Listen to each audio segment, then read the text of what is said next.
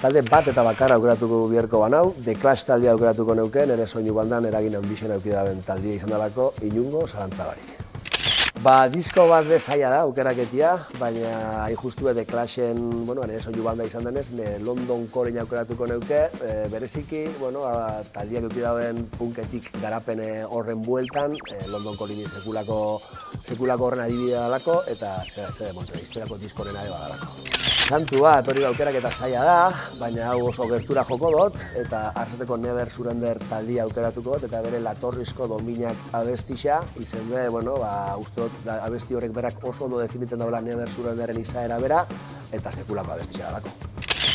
Aukeraketia zaila da, baina Brigada Kriminalen Taixer abestitxik aukeratuko nagoen esaldixa da, Taixer esaldu kametxik edo, zeharo amore eman aldek, akaso lotxaz kanporatzen aldek bihotzak esaten diana, sekulako esaldixa ditzak.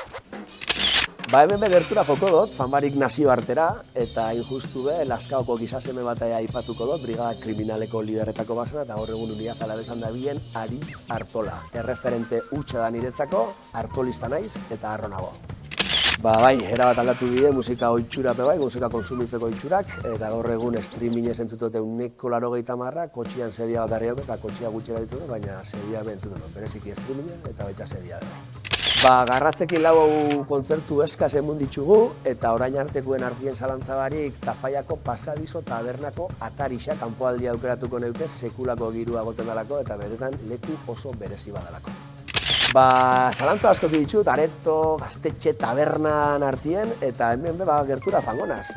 Izen be Arrasater moduan sekulako luxua da, Arrasateko Gaztetxea bertan eukitzea, sekulako lekua bai ikusteko bai gozatzeko, eta aukeraketa bat inbierko banau, Arrasateko Gaztetxea aukeratuko neuke.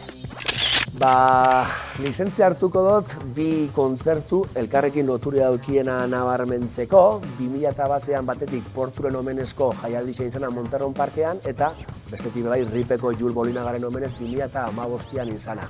2001ekoak sekulako arrasto utzi zaren egan, nerabetxo bat nintzen 16 urte eskaseko kalekumea esango dugu, eta arek sekulako arrasto utzi zaren egan, bereziki eskizofrenia rock eta beste hainbat alden jaialdi potente bat izan zalako, eta 2015an lagun neuken Julen eriotzan, sekulako jaialdixa bizi zen ginen, parte hartu ginen horri baten, baina ikusle moduan sekula ahaztuko ez duten kontzertua.